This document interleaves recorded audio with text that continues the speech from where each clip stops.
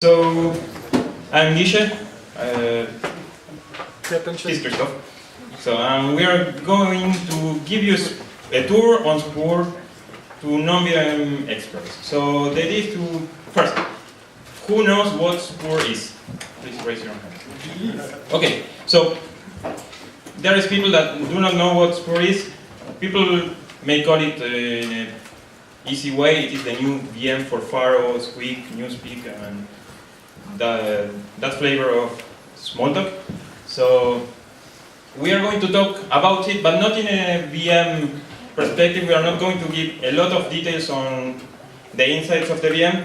Actually, what we are going to do is to give an overview from a user point of view. Yeah. So in a bit of context, we are working with Christoph and Pavel. I don't know where Pavel is. There. We are working lately in the Pharo kernel, so we are creating Pharo images from scratch. We are creating the initial classes that should go inside an image. We are initializing the objects that should go there, the initial processes, context, and so on. And we should also initialize those things in the correct order. So I will not talk, or we will not talk a lot more on this now. If you want to know more about that, you can come on Thursday morning. So the thing is that we're working on the Pharo kernel. We are using the virtual machine, especially the virtual machine simulator, for doing this. And suddenly, actually last year in December, Esteban, I don't know where Esteban is, he's there, he sent an email saying, okay, we are starting the migration to Spur. And then we said, okay, we are bootstrapping the Pharo image, we want to be on the bleeding edge. We want to always create a new version of the Pharo image for the latest version of Pharo. So if Pharo moves to Spur, we have to move to Spur now, and we have to do it fast. But also on the mailing list, we started to see a lot of reactions, different reactions from people that actually did not really clearly understand what Spur is. So some people misunderstood what it was. They claimed that some problems they had was because of Spur. So the idea is to try to talk about what Spur is and what it's not. So, our motivations to look into Spur was because we wanted to move to Spur as fast as possible, and we wanted to know what would change if we move to Spur. So what should we change from our development, or particularly in the kernel, but what should we change and how do we change it, and what are the risks, what will break, what will not break, so and so on. So, and we thought that some of these things that we learned were interesting or important for people that is here to know. So, motivation of this talk, first, education. People should know what Spur is, at least to not confuse it with some stuff. For example, to know if some problem comes from the image side or from the VM side, so to diagnose your problems. The second motivation is to understand the impact of Spur. So, is my application, if I am a business or I have an application that runs on Pharo 4, moving to Pharo 5, which uses Spur, or to the latest Squeak, is it safe? What will break, what should I port, and so on. So what are the risks of doing that? So the first part of the presentation is about demolition myths. The first thing is, what is Spur? Okay, so I grabbed here some phrases, some things that people used to say. So first, people used to say that Spur is a new virtual machine. So Spur is not a new virtual machine, not technically. Actually, it uses the same execution engine as the COG, the old virtual machine. So it has the same bytecode interpreter, it has the same core or kernel of the JIT compilation, the JIT compiler. It also uses the same interpreter, bytecode, and JIT compiler. So it's not a new virtual machine, it's just a cog with some vitamins, let's say. So, also, it's not a new garbage collector. So, Spur is a cog virtual machine that will come with a new garbage collector. It's a new garbage collector from us, but it's a new garbage collector that is inspired in a garbage collector that was implemented in the 90s in Self. So it's not actually new, but it's better than what we had before. The other thing is that Spur is not a new object format. So Spur comes with a new object format that will simplify the JIT compiler, will simplify garbage collector. But so there is a new object format, but it's just the means to an end. So it will help in some other things. So what is Spur? Technically, Spur is what we call a new memory manager for the COG virtual machine. Yeah. So what does it mean? That it means that objects are represented differently in a new way, and the memory in Pharo in Spur is managed in a new way. So garbage collection, how memory is reclaimed by the operating system, and so on. So okay, so far this is a bit blah blah blah. Maybe you understood what I mean. Maybe you didn't understand. You didn't understand what I said. So okay, so I will pass the word to Christophe that he will explain a bit more on the features that come with Spur. Okay, thank you, Guille. So Spur in a nutshell, what it is. Basically, it's a COG virtual machine, but not only. It comes with a 64-bit support. Also, it runs a lot faster than the old COG virtual machine. So we have a speed-up factor of 1.8. It enables to run larger images, and we also have support for ephemerons. And also more other things. We'll now explain a bit the different parts. So, 64-bit support. What changed from the user point of view? You will no more need to install 32-bit libraries, because nowadays operating systems are 64 bits mostly. Then it's difficult to find packages for 32-bit libraries, and sometimes you even need to compile them. So that you will no more need to do it. So 64 bits also enables big images. I think to move images with big physics models with a size greater than 2 gigabytes. So Spur runs a lot faster. It's mainly because there was the introduction of a class table. So it provides a direct access to class objects that do not move into the memory. And that simplifies a lot the machine code from the virtual machine point of view. And then you have a lot more speed. So, if you have questions, do not hesitate to interrupt me. So Spur also goes faster because of the new garbage collector. That is not so new. But the main idea is when you allocate objects, they will die very young and fast. So, if you manage well this part, you could have a very efficient garbage collector. That's why Elliot added 2 new segments, survivor segments, into what we call the young space, where all young objects are kept into the memory. There is also an old space that is there for all objects. And this change allows that you could have more minor garbage collector. So it will happen on the young space with a scavenger instead of major garbage collector almost on the whole memory that use a mark-on sphere. So it's a big difference. We'll have a lot more minor GC than full GC.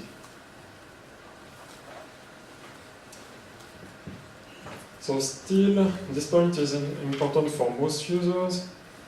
Spur now comes with a fast become. So what it means, when you have a big image, for example a moose image with a big physics model that use become, it will once for now with a CRISPR image. Now it will not once anymore. So just to be sure, who knows what does the become? Okay. So Basically, become is just the fact you want to switch references to an object by references to another object. So before, you scan the whole memory to exchange a pointer. Now it's not anymore the case. Spur introduced forwarders, and these forwarders only replace pointers when they are accessed. It's kind of lazy become. So this is implemented by a partial read barrier. So I will not say more on this, but there is a paper.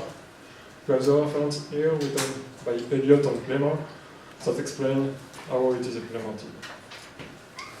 So this lazy become is cheap in most cases. You just have one interaction, and you pay for it when you access the pointer. There could be some cases where it is costly, but only if you rely a lot on primitive fallbacks. But it's not usual at all.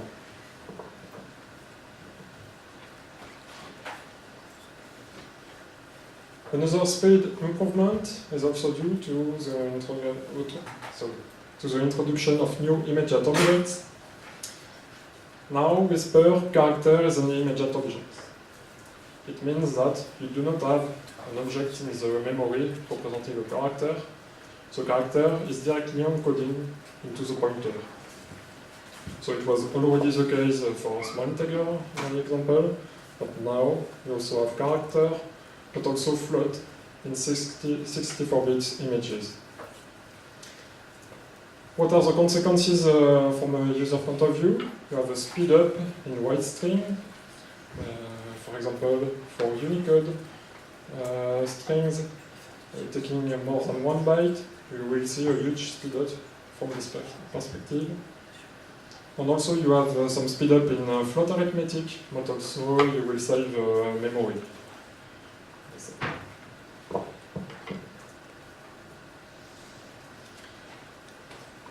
So you have also other features coming with Spur. I put the image, it is a description of the new Spur object format. I will not explain it, but now we have more room, more bits available for new functionalities.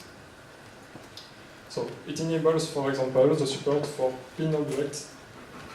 In fact, it is an object. When it is pinned, it means that it cannot be moved among the memory. It will always have the same address into the memory, and it's very useful for FFI. So if you want more details, there is a talk on Unified FFI on Friday by Esteban. So what else? Now all classes are compact. You do not need to check if a class is compact or not.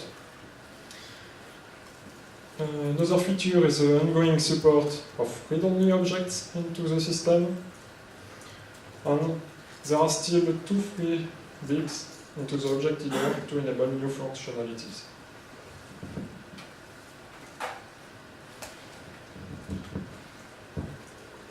So Spur also gives improvement from the scalability point of view. The memory is now divided into several segments. You do not need anymore to have a contiguous chunk of memory. So it's easier to allocate new memory segments and to have bigger images. And Spur also enables more reliability, especially with the ephemeron finalization support that avoid memory leaks. And for this one, there is also another talk, a week Pharo story, Thursday at 3 p.m. So I will give the word to Guille. So, yeah. You didn't mention the size of the hash field being much bigger. No. Well, you're right. Yes. Thanks, Elliott. Yes, another improvement is that now there are a lot more bits allowed, dedicated to the hash So you will have a better hash into the system. Yeah, you can see the H is in blue on the top. That means that larger identity hashes are they actually help you to have a more efficient hashing because you have more hashes. That there are less collisions. Less collisions means better performance. So okay. Besides all these things, one of the things that happens is that if we want to move from Coq to Spur, we have all these new features. What is the impact of them in our application? So if we want to move to Spur, I want to move my application. I have, I don't know, a mood client, for example. I know somebody that has a mood client or somebody that has a game engine there. So what is the cost of moving to Spur? Most applications, I would dare to say that they have nothing to do. So actually, it would be completely transparent. Yeah. So yeah, there's nothing to do. Nothing. So, I didn't understand the drawing. this one. No, this one. Oh, that's a meme. I will explain to you later. But actually, that's a guy that is using a jetpack to escape because there's nothing to do here. Okay. Okay, there's nothing to do, so I escape. So okay, there's nothing to do for most applications. Okay, there is one exception. Maybe you want to talk, if you use a framework or a library that uses some low-level details, you may want to talk with the developer of that library or that framework to see if he has something to do. Yeah. So, for example, if somebody uses Fuel, serializer, I don't know, then you may want to do that. So, for example, I actually prepared this slide to say that. If you want to port a framework or a library, if you are the framework developer, you may need to do something. You may have something to do. I have some guidelines. I have 4 guidelines in here. Probably people that know more about the VM, they will spot a lot more. We can discuss them afterwards, but for example, the basics. The number hierarchy has changed. So, float, that was before a single class, now it's an abstract class with 2 subclasses. Yeah? So, actually, now we have small float 64 and box float 64. Box float 64 has the role of the old float class. Yeah? And small float class, the small float is only active in 64-bit images. And it's an immediate object, just any small integer. So what should you care about this? If you have a visitor that cares about the internal representation of objects, like Fuel, for example, maybe you want to modify your visitor. If you have some overrides on the hierarchy, you want to revise them. So, number 1. Number 2, characters are now immediate, as Christoph said before. That means that before character classes, they had a value instance variable. That now, it's not there anymore, because actually the value of the character is inlined in the reference.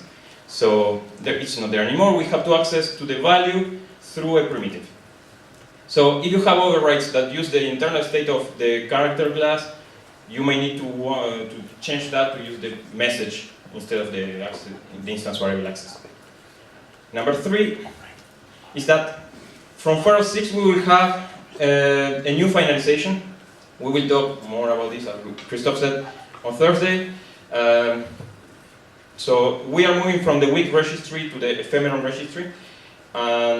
If you want to use finalization before you were registering to a weak registry, you may want to revise that. So I don't know, we don't yet know what are the image side changes that we will do there, but it will not be too much work. And the last one, for the Pharo users mainly, is that Pharo native boost is being deprecated because it used actually the implementation of native boost relied on some changes on the virtual machine that with Spur they are gone, so native boost is not working anymore. But we have already a replacement for it that is unified FFI. Esteban is going to talk about that on Friday. So the important message here is if you use FFI, if you use native boost particularly, you may want to review your code, your bindings to move to the new UFFI. It should be really, really easy to migrate, but It's 95%. 95%, that's signed. So, I'm doing science here. okay. So Billy Western, he's the Pharo bomber. How do you say it? Okay. Fireman. Yeah. Okay. It's just the fireman. It's just the opposite. So behind the scenes. Yes. Spur behind the scene. So now the virtual machine development is hosted on GitHub. There is an open Smalltalk organization and an open Smalltalk-vm project. So that is a good news. Why? Because it brings together the virtual machine community, and it will be easier to contribute to the virtual machine.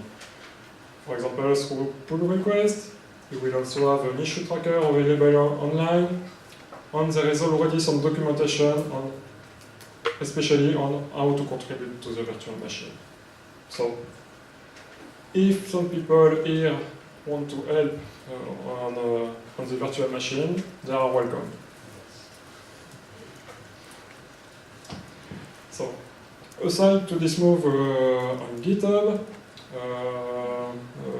the virtual machine now also use Travis CIs to build all flavors of the virtual machine.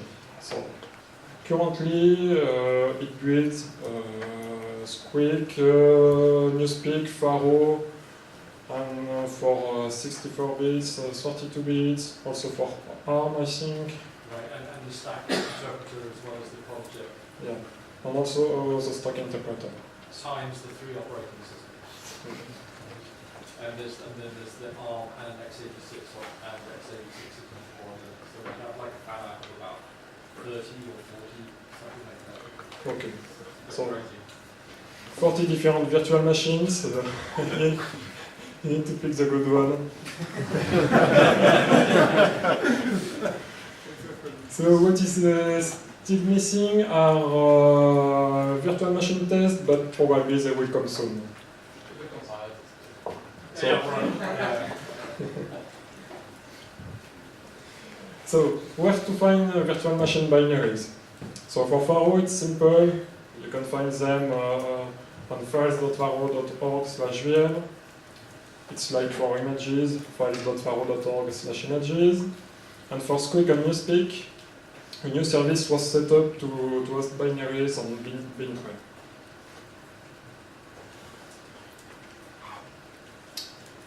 So it's time to conclude. Should you move to Spur? So Yes. here is a benchmark done by Stefan Marr already 1 year ago. And just to explain, a press-pour benchmark is the factor 1, and it is represented in blue into this diagram. And per speed up, you will notice it in a red. So you see benchmarks. So I let you to the conclusion, but just to remind you, it enables 64-bit support. You have increased performance, scalability, reliability, and open to new features. To my knowledge, there is only one drawback currently, that there is still a bug when you have an image that is growing because you allocate new objects and so on. It will never shrink. Now, we can have big images with Spur. But we hope to fix it very soon. But to my knowledge, it is only normal. So let's move to Spur.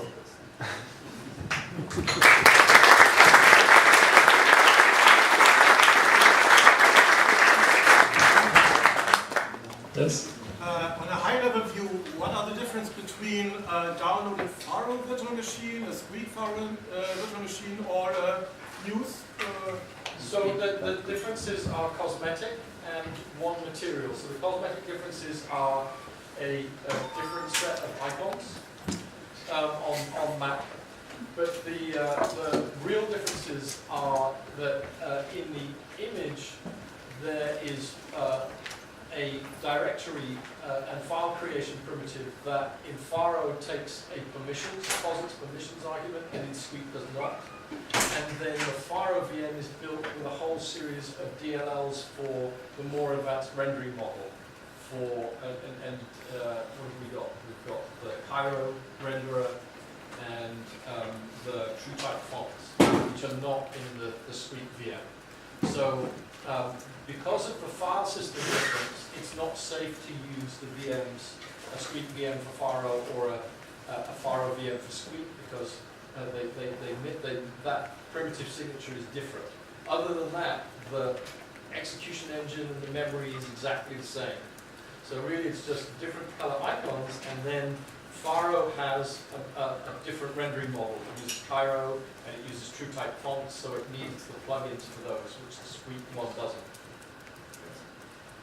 I think that's it. But about Yeah, the file primitives, that's hopefully will change. Actually, the file primitives are also in the Squeak virtual machine, in the default virtual machine. It's just the image side that is different.